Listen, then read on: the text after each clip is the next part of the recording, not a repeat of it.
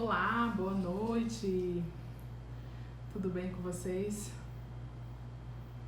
Sejam muito bem-vindos a mais uma live, aos nossos encontros semanais, todas quartas-feiras, sexta-feira à noite, às 19h30. Nós estamos aqui juntos, aprendendo. Para quem não me conhece, meu nome é Joyce Oliveira, sou esteticista, sou micropigmentadora e eu sempre trago muito conteúdo para vocês. Então, minha missão aqui é fazer com que você, minhas designers, consigam atingir, aumentar o seu faturamento, né? Melhorar os seus resultados, o seu faturamento através desses conteúdos, na qual eu venho distribuindo para vocês, de forma gratuita, de forma online, e eu venho ajudar a vida de vocês como no passado eu não tive acesso a essas informações, então eu realmente decidi ajudar as minhas queridas colegas de profissão, tá bom? Eu estou muito feliz de nós estarmos aqui novamente juntos, e hoje o assunto que nós vamos conversar é muito importante mesmo, porque acho que nunca se falou tanto em biossegurança quanto se fala hoje em dia, né? Como se fala nos momentos de pandemia, nos momentos de crise, de dificuldade, acho que nunca foi falado tanto em biossegurança, certo? E é isso que nós vamos conversar hoje. Nosso tema vai ser sobre biossegurança, ok? Biossegurança, suas aplicações, nós vamos falar tudo sobre isso. Então vai ser uma aula bem gostosa. Eu vou simplificar para vocês da forma mais fácil, mas que vocês entendam qual a importância de nós utilizarmos esse procedimento, vamos dizer, essas regras dentro do nosso espaço, tá bom? Bom, e primeiro de tudo, para começarmos a nossa live, é preciso entender o que é biossegurança, certo? O que é o conceito, tá? Biossegurança, no caso, é uma junção de duas palavras, no caso, biossegurança, né? Bio vem de vida, segurança, segura. Então, no caso, é uma vida segura. De quem é essa vida? A sua vida e a vida do seu cliente, certo? Então, são estratégias, são atitudes, são ações específicas para deixar, no caso, a vida sua, né, você profissional, quanto do cliente segura, minimizando todos os riscos, minimizando qualquer tipo de problema relacionado à saúde, né, da biossegurança. E aqui eu quero trazer para vocês alguns questionamentos, né, para a gente começar. Vamos falar sobre a questão de regulamentação e certificação, né? O que a vigilância sanitária fala sobre a nossa profissão, certo? O micropigmentador, no caso profissional de microblend, ele está caracterizado dentro da vigilância sanitária como profissional do ramo de tatuagens, certo? Tatuadores. Então ainda não existe uma certificação específica para o micropigmentador, mas sim atua dentro das normativas do tatuador, ok? Então, por exemplo, se você quiser pegar sobre as normas, então você vai buscar essas normas nas questões da Anvisa, voltada para os tatuadores, que é justamente aonde a gente atua, ok?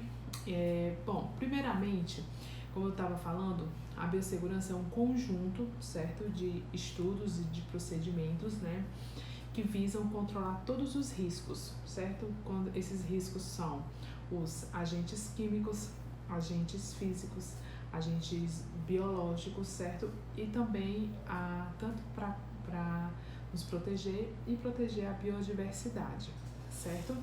Bom, nós precisamos primeiro entender que para que nós possamos realmente fazermos um procedimento biosseguro, existem regras, né? Algumas delas eu vou começar a contar para vocês sobre algumas delas. Mas eu quero fazer primeiro uma pergunta, antes de tudo. Quero que vocês me respondam, certo? Bom, vamos supor que você vai num salão de beleza, tá? E esse salão de beleza, no caso, você chega lá e você não conhece, essa é a primeira vez. E tem 2 depiladoras lá, sentadas esperando atendimento, sendo que uma está de jaleco, roupinha branca, sapato fechado, né, de touquinha, unhas curtinhas, maquiagem leve, e a outra está de chinelo, de leg preto, uma blusa simples, né, dedo de fora, unhas grandes, cheia de adornos, e não está com a aparência adequada. E aí eu te pergunto, quem é que você iria, no caso, com qual profissional é que você vai ser atendido, no caso, certo?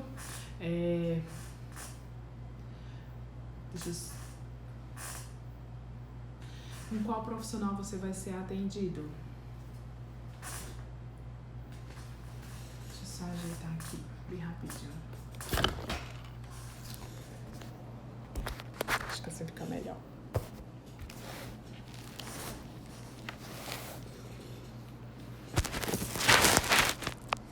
Acho que melhorou. Então vamos lá, continuar. Então, se você chegar em um salão de beleza, como eu estava falando, e aí esse salão de beleza você tá com 2 profissionais, e um muito mal arrumado e o outro arrumado de jaleco, com roupinhas brancas, né, limpas, unhas feitas, então qual você vai escolher? De cara, eu tenho certeza que você vai escolher o profissional que ele está todo parametrizado, limpo, adequado, de roupinha branca. Por quê? A biossegurança, ela é algo que é obrigado para todos os profissionais.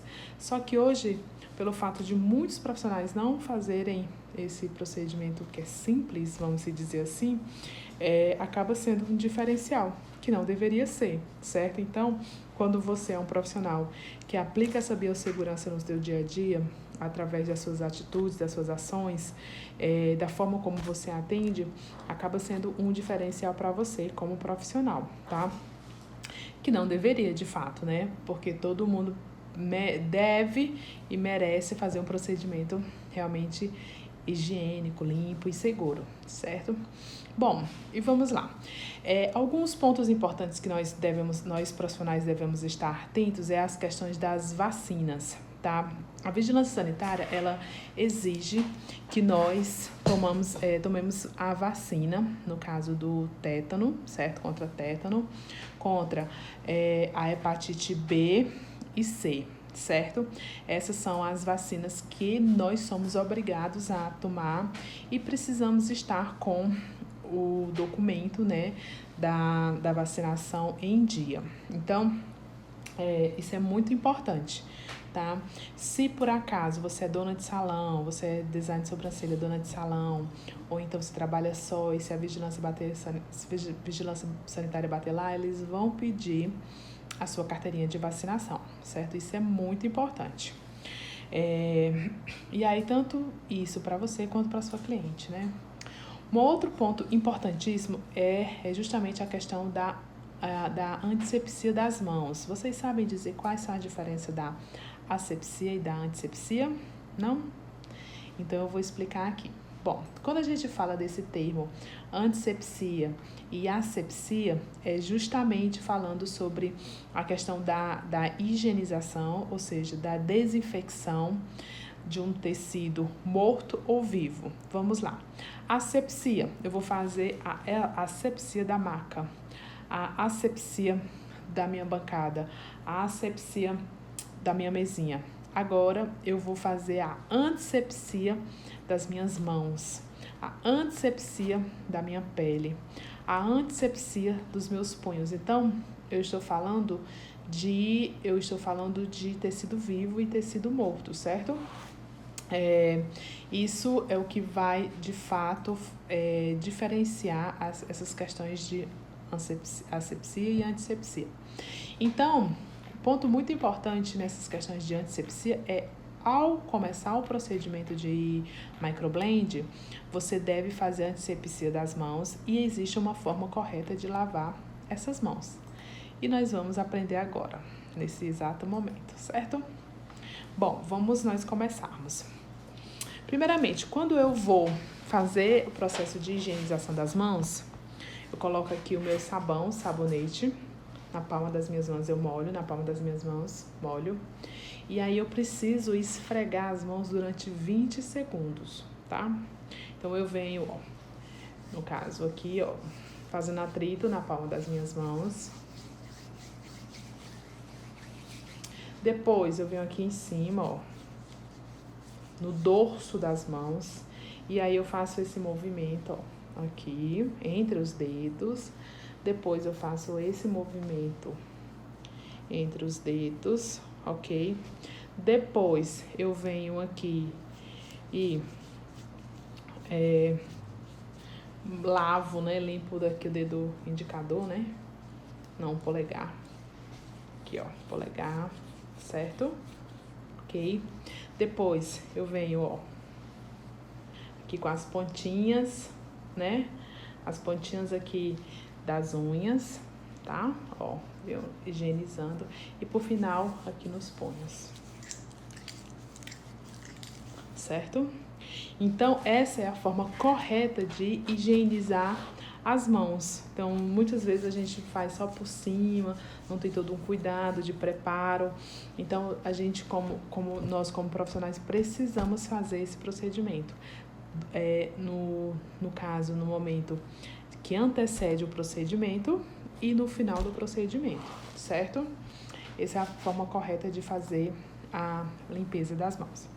Bom, a forma correta de também, existem algumas formas aqui de nós fazermos essa limpeza é através da esterilização, tá? Os nossos materiais de trabalho, né, como por exemplo pinças, como o tebori, tá? Como no caso a tesoura, ela deve ser esterilizada. E eu vou mostrar aqui como é. A esterilização é a única forma de se matar todos os micro-organismos. Não existe uma outra forma a não ser pela autoclave. Estufa, álcool, panela de pressão, que eu já vi colegas fazendo isso. Deixa eu ver aqui o que mais que o pessoal faz. Bota no sol. Tem umas coisinhas assim meio loucas, né? Mas tem, ó. Esse aqui é o tebori, né? Ó, tebori. E aí, como é que funciona para esterilizar? Eu vou utilizar esse papel cirúrgico. Esse papel a gente compra nas lojas de tipo produtos odontológicos, produtos hospitalares. Tá aqui, ó, certo? Nós compramos ele. Esse aqui varia em torno de um rolo R$60, certo? Ele tem uma tarja de segurança, que é aqui, ó. Tá vendo essa tarjazinha aqui, ó, rosa? Então, quando esse papel ele vai para autoclave, essa corzinha aqui, que no caso tá um rosa escuro, né? Ela é bem clarinha e aí ela escurece, que é justamente para garantir que teve uma alta temperatura. Aí, ela fica, você sabe que realmente foi esterilizado, tá? Então, como é que funciona? Eu pego o meu tebori, ou então a minha pinça, coloco em um recipiente com sabão enzimático, deixo ali agindo mais ou menos uns 15 minutinhos, tá? Coloco 1 litro de água e 5 ml de sabão enzimático. O sabão enzimático, ele tem uma função, ele tem enzimas que são biodegradáveis, que essas enzimas, elas têm a função de separar, tá? Separa a sujidade da superfície. E aí você higieniza com uma escovinha própria. A vigilância sanitária exige que você esteja de luvas, certo? Não é qualquer luva descartável, é luva de borracha própria para isso. E avental. E que a pia seja uma pia exclusiva para esse procedimento, tá? Não pode ser a pia de lavar a louça, não pode ser a pia de lavar a roupa ou a pia do seu banheiro. Tem que ser um espaço específico para esse procedimento. Aqui na nossa clínica, nós separamos o espaço do estoque, tá? E aí colocamos um lavabo, colocamos a autoclave lá, depois eu mostro pra vocês, no decorrer da semana eu vou mostrando, que ficou bem legal, ficou realmente dentro do padrão, tá? Depois, no caso, eu posso selar, eu venho selando, ó, aqui, sela aqui, né? Posso utilizar uma seladora, mas aqui a gente pode utilizar uma pranchinha, que faz o mesmo efeito, tá? Você não precisa investir.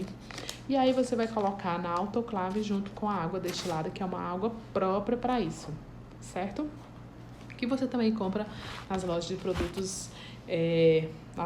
produtos hospitalares.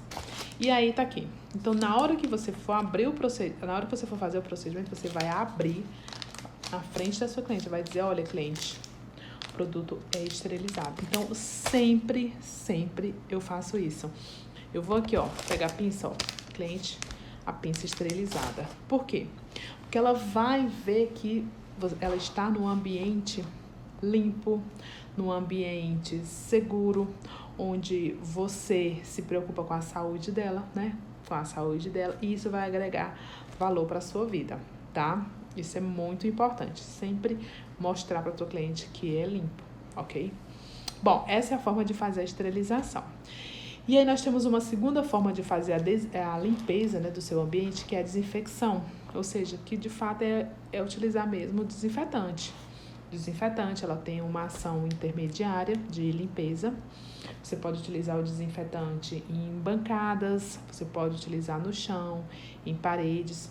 Inclusive, utilizar também a Quiboa, que é chamada, né, Quiboa, água sanitária, o hipoclorito de cloro, né, hipoclorito de sódio, perdão, e aí, que é chamado justamente a água sanitária, alvejante. Então, existem vários nomes para esse produto. Aqui no Ceará é Quiboa, mas é o cloro, o alvejante, né, a água sanitária, hipoclorito de sódio. Então, tudo isso é a famosa água sanitária, tá? Então, a água sanitária também ela é autorizada pela Anvisa para que se utilize ela principalmente em regiões de banheiros, tá? Nos vasos sanitários, nas pias, nos ralos. Lembrando que os ralos, eles devem ser aqueles ralos tipo sanfonado, onde abre e fecha aquela trava de segurança. A vigilância sanitária exige isso, certo? Então, se você não tem esse ralinho, você tem que ter, porque se bater uma fiscalização, ela vai cobrar. Então, abre e fecha, certo? E você também pode utilizar para limpeza de ambientes o famoso o Rioex, né, que é o Germe Rio, que é um desinfetante também intermediário, que inclusive é utilizado em hospitais. Ele tem uma alta performance para bancadas, para mesas, para cadeiras, para superfícies. Pode utilizar o Germe Rio. E o famoso álcool 70. Mas, pessoal, tem que ser utilizado o álcool 70, tá? Por que não pode ser utilizado nenhum álcool 50, né? 48 graus ou de 99 graus, por exemplo? Porque o de 48 graus ou então de 51 graus, a concentração, né, do álcool, ele que está naquela formulação, ela tem uma concentração não eficaz para para matar os micro-organismos. Já a concentração de 99, ela é concentrada demais, então ela é muito volátil. Isso quer dizer o quê? Que quando eu vou passar na superfície, por ser tão volátil, por ser tão forte, então não dá tempo de matar, porque o álcool já some, né? Então, existe sim um motivo do porquê que tem que ser utilizado apenas o álcool 70, porque a concentração é ideal para que nós possamos deixar o ambiente o mais limpo, desinfetado possível, certo? E eu já falei sobre a questão da asepsia, né, que é para evitar a contaminação de agentes infecciosos e patológicos, e a antisepsia para reduzir também os micro-organismos sobre o tecido vivo, que é sobre a pele, como a gente já falou anteriormente, ok? Então vamos lá, falei sobre o detergente enzimático, né, que são substâncias naturais e biodegradáveis, solúveis em água.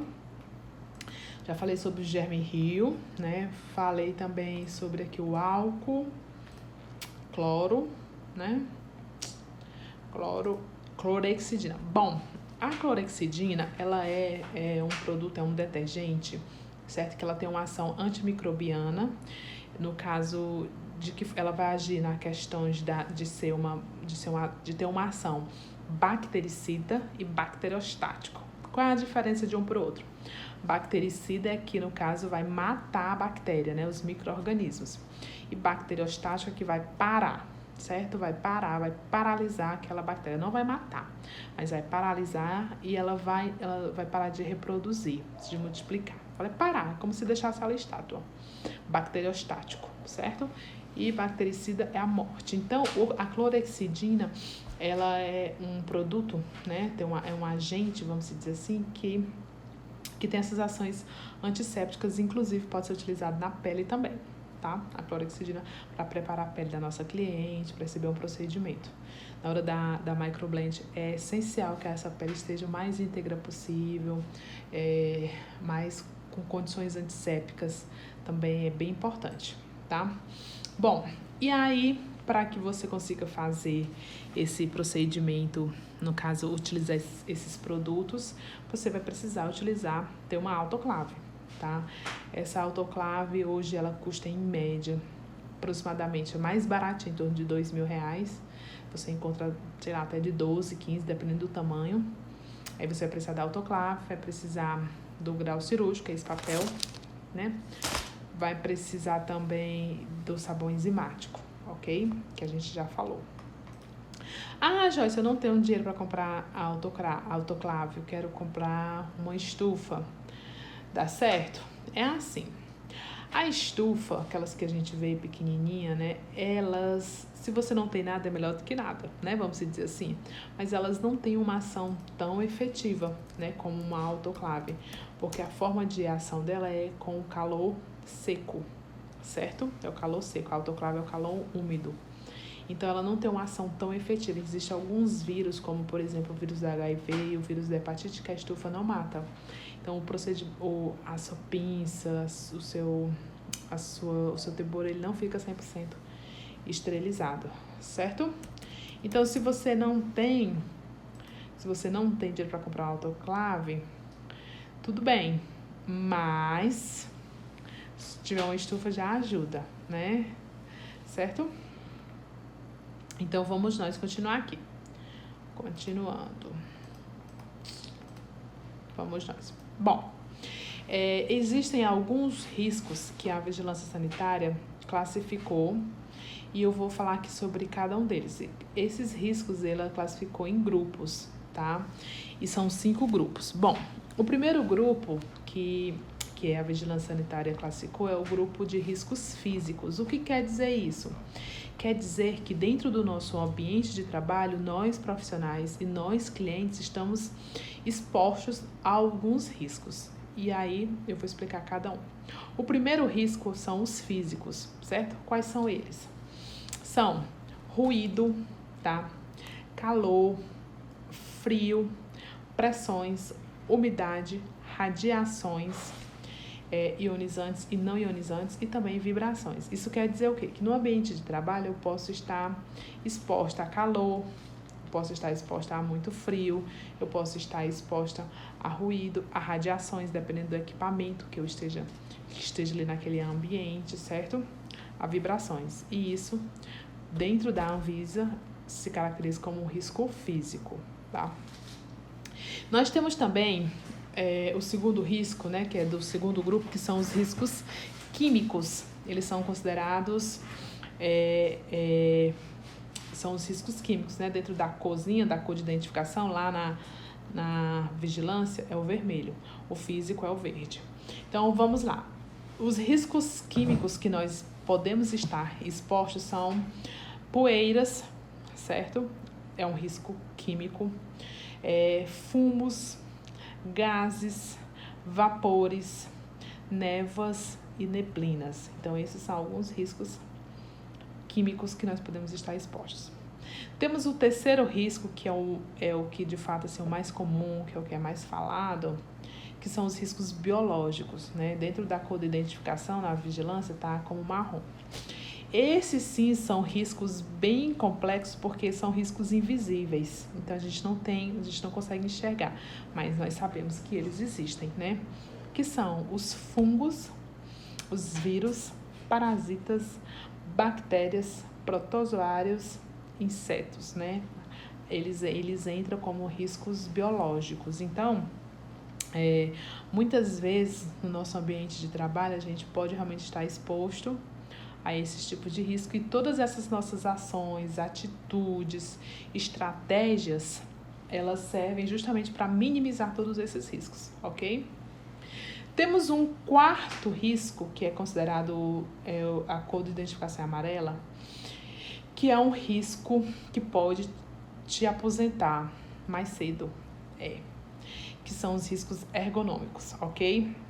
Ergonômicos. E, de fato, a nossa profissão, a área da beleza, está realmente muito, vamos se dizer assim, muito exposta a esse risco devido às atividades repetitivas, né? Que, no caso, pode ser pode ser a doença, né? O LER, lesão por esforço repetitivo, pode ser o DORT, né? Que, no caso, é exatamente por trabalhos repetitivos e aí acaba adquirindo uma lesão. Então, a gente tem que ter sempre muitos cuidados com isso, ou seja, tá sempre se alongando, fazendo exercício físico, tudo isso vai ajudar a melhorar a postura, estar atenta à postura, certo? E aí, quais são eles? Levantamento e transporte manual de peso.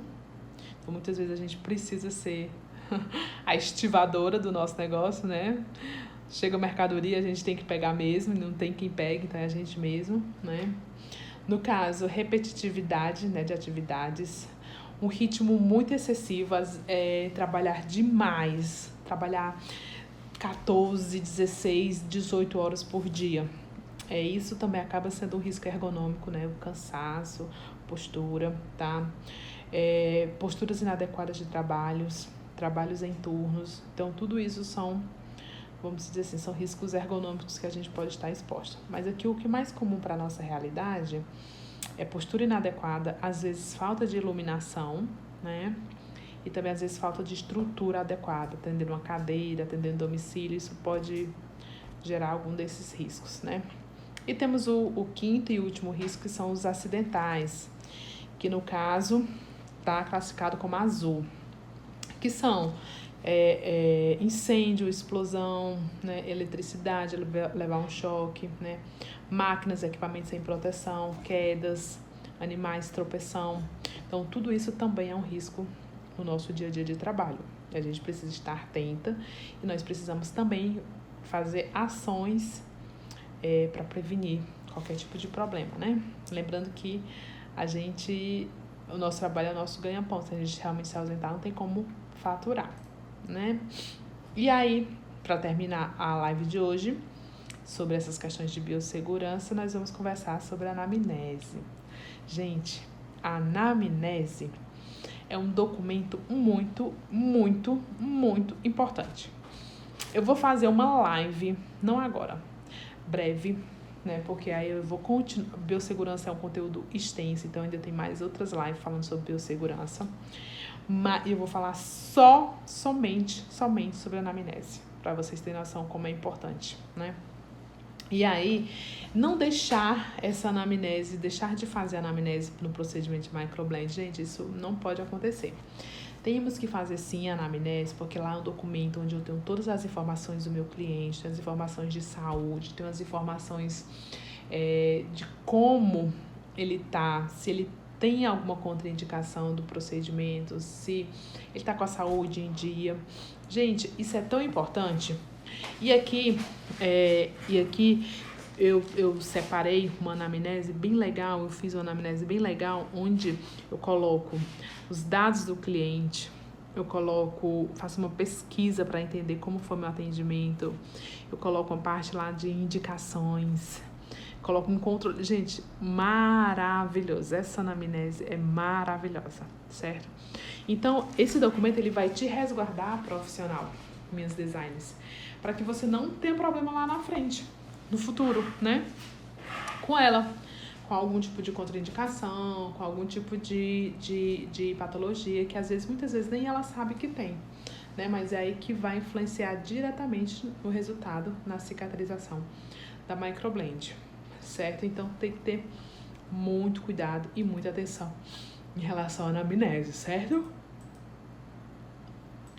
Ok?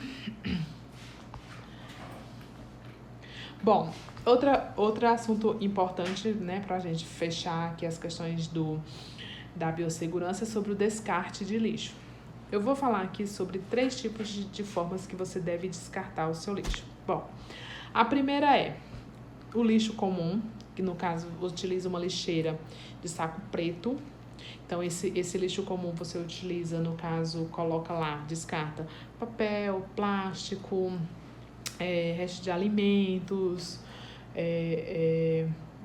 qualquer coisa que não seja algo contaminante, certo? Então, comum mesmo do teu dia a dia, um copo descartável, você descarta no saco preto. E temos o saco branco, tá? Que no caso é o saco de lixo contaminante, certo? É o branco. E aí que lá você vai colocar resto de algodão, resto de tecido, resto de papel, que tenha contato com os fluidos corporais, como por exemplo sangue, como por exemplo linfa, como por exemplo até mesmo uma depiladora com cera, né, que tem aquela cera que tira aquele pelinho, ali também é de resíduo infectante, tá? E por último, temos esse aqui, eu vou mostrar aqui pra vocês, ó, esse aqui é o Descarpac, certo? Aqui coloca todas as agulhas que são utilizadas. Vou mostrar aqui pra vocês, ó. Aqui dentro tem as agulhas, ó.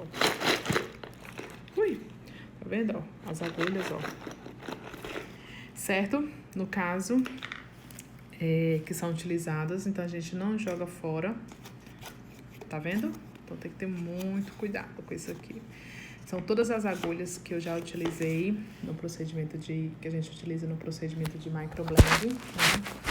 E aí eu deixo guardadinho aqui num suporte próprio para isso. Tá ali o suporte, vou mostrar aqui pra vocês, para te ajudar aqui. Ó, tá vendo? Coloca aqui, deixa eu pegar ele.